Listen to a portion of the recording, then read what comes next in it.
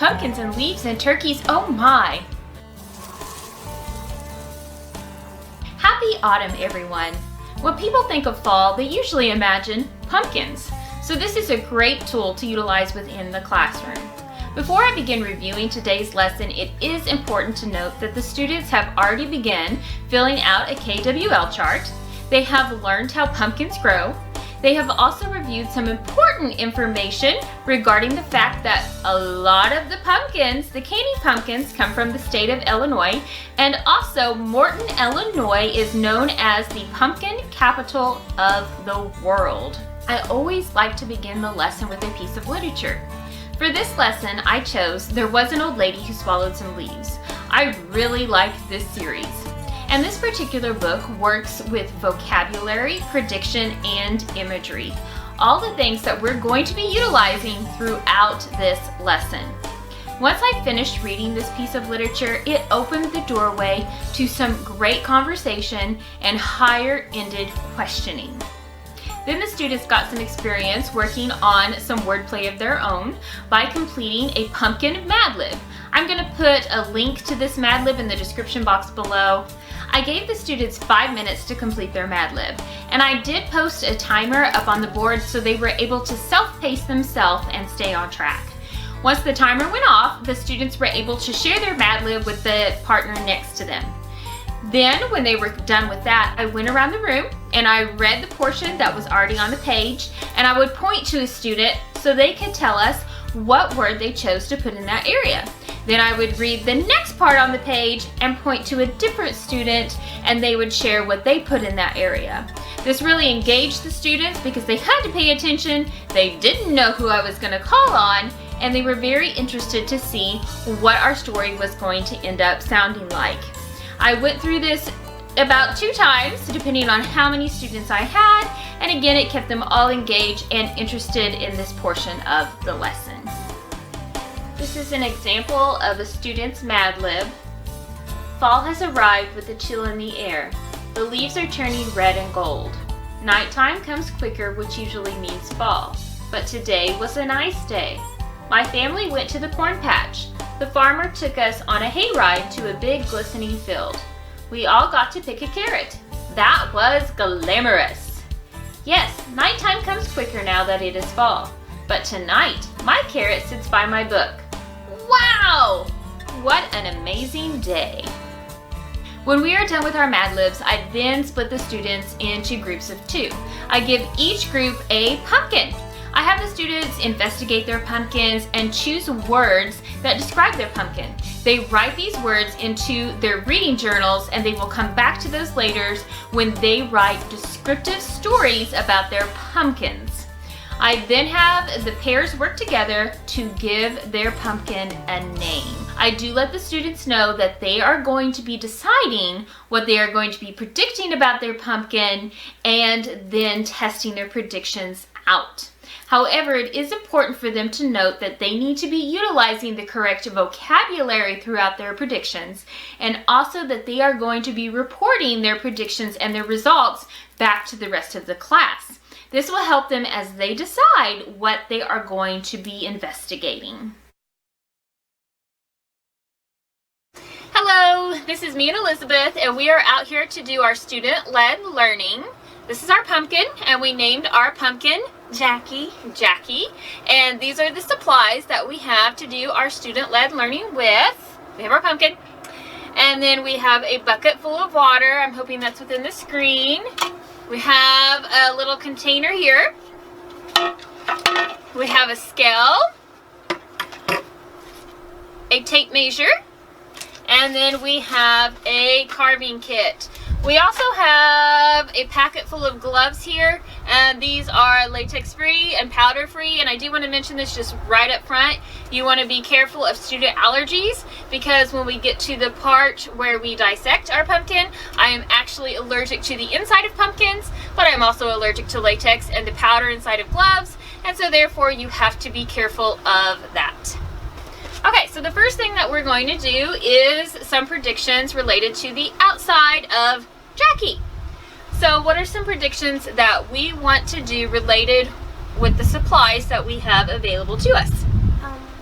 how tall the pumpkin is. Okay, so the first one that we are going to do is how tall our pumpkin is. I think it's about 5 inches tall. 5 inches? Okay. So we're going to write down that our prediction is 5 inches. Okay. And one thing I forgot to mention is that in your groups, you do want to have them decide who the scriber is or the note taker. And I've just created that as my sister's job, you know. So, okay, so what's another prediction we want to do? The circumference of the pumpkin. Okay, the circumference. And what do you think? I think it's about 20 inches. 20 inches? Okay, so we think it's going to be 20 inches in circumference.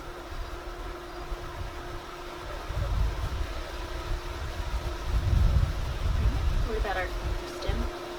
Okay, so our stem, we have a pretty short stem on our pumpkin, but what do you think? I think it's about half an inch tall. Okay, so maybe about half an inch tall, pretty short.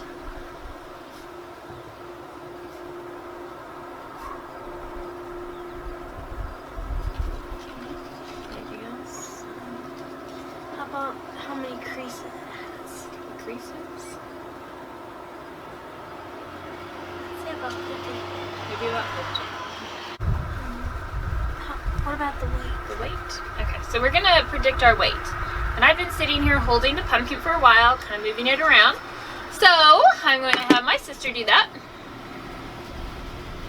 I think it's about 2 pounds. About 2 pounds? Okay.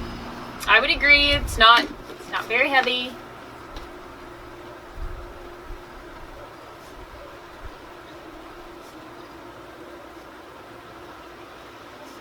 Okay. So anything else we want to do with the outside? How it floats, the Okay. buoyancy. Okay, so the buoyancy, we're going to see if it floats. So do we think it's going to float? Yes. Okay, so we both think it's going to float. And then how about, what do we think with the floating? Do we think it's going to float upside down? We think it's going to float straight to the side? I think it's going to go crooked to the front. Okay, so crooked to the front right is going to be our guess. Okay, gotta write that down. Did you write it down?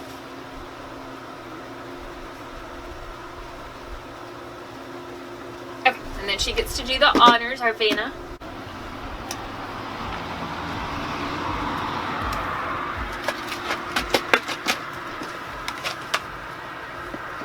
Okay, so our pumpkin does float, and then I'm going to give you a close-up of how it is floating, because obviously we've already tested our prediction here.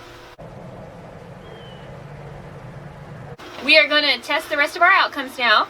So we're going to get our pumpkin out of the water, and we're going to dry off Jackie. Okay, so I know one of our, do you want to go in order?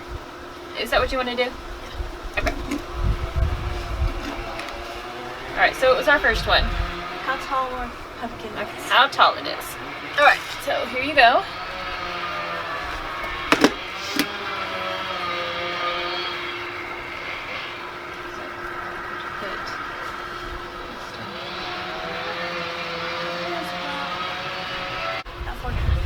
Alright, so our pumpkin height ended up being about 4.5, and our prediction was 5 inches. 5 inches. So we were about half an inch off. So pretty close on that one. The circumference of the pumpkin. Okay, so our next one was circumference.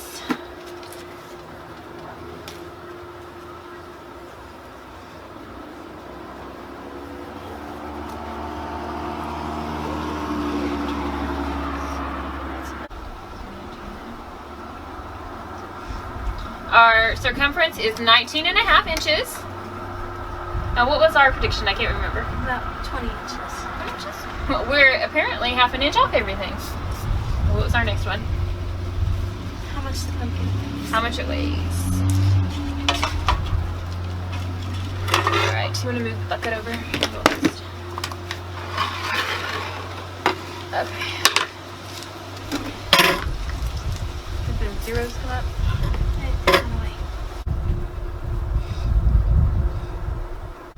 Okay, the guess on our pumpkin was 2 pounds, and we were correct on that guess. Yay! Okay, number 4 was how many creases did the pumpkin have? And I'm going to defer to my little sister to count for that.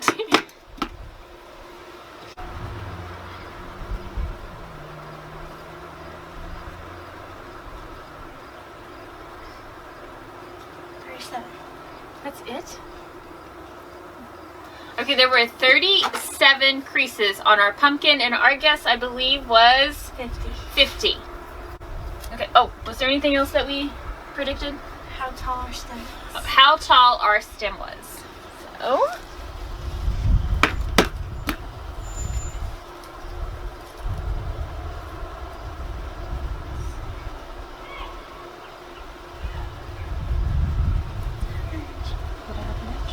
okay, we were right on the money on that one. It is a 1/2 inch long. Okay, so is that all of our predictions for the outside of our pumpkin? Yes. Okay, so now we're going to make predictions for the inside of our pumpkin. Again, all of the supplies that we have are exactly the same. So we're going to talk about what do we want to predict for the inside.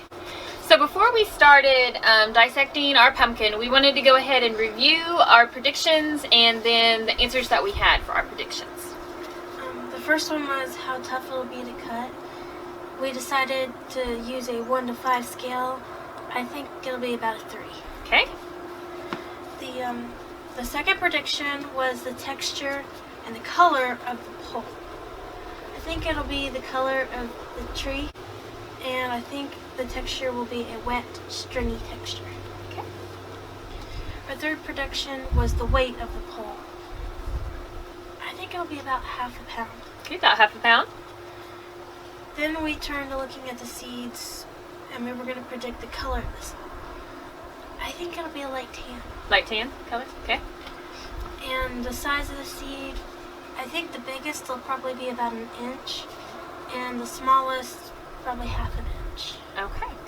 And I do want to point out that when we were doing our 1 through 5 scale on how tough the pumpkin was going to be to cut, someone on this porch, who shall remain nameless, said, well, who's going to cut that because that will change how we're going to rate it. So she was suggesting that it would be harder if I cut it versus if, you know, she cut it. But again, I won't mention any names.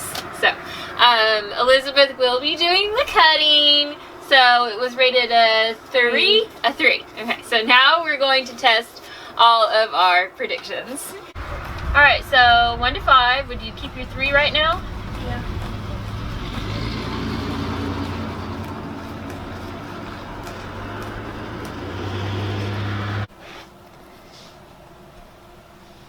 All right, there's the inside of our pumpkin. Nice and gooey. Lots of seeds and pulp. Okay, so prediction on the seeds, because we haven't even looked at that. What do you think? They're a light tan color. I think our predictions are pretty close. Yeah. And the pulp. Okay, so here's the pulp, and there's the color. I don't think we were... Which tree was it you were looking at again? The one behind the red one. What do you think? I think this part's the color of it, but this part's a little darker. Yeah. Where that was more towards the center, the lighter is more towards the outside. Okay, so part of it's correct, and the other part isn't. And I think the majority of it's this darker red part. Yeah. So I would say probably not on our prediction. 3/4? Okay, so our smallest seed was 3/4 of an inch, and then our largest seed was 1 inch long. After the hands-on discovery, we need to review the information that the students have learned. Therefore, the students collaborate with their partner and decide how they are going to gather the data from their project and present it to the class. There will be variations within the data due to the fact that not all teams made the same predictions. I have personally never experienced a problem with students being able to come up with a creative way to present their information. They usually come up with a graph or a PowerPoint or a poster board or just some kind of creative way to really display what they learned throughout this hands-on learning. If there is a group that is just really struggling with this concept, I do help facilitate that conversation. It really helps them just kind of get their little motors running, and they're able to figure out, hey, this would be a great way to present the information that I learned to the rest of the class. All the way back at the beginning of this lesson, I had the students look at their pumpkin and write down sensory and descriptive words. Well, they're going to utilize that now because they're going to do some descriptive writing. First, they're going to create a draft. Then they're going to have a friend look over the draft and make some suggestions. So then they're going to fix their draft based on those suggestions.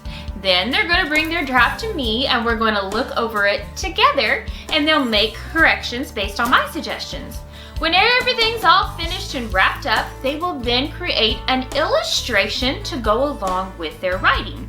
And this will be posted up outside on the wall.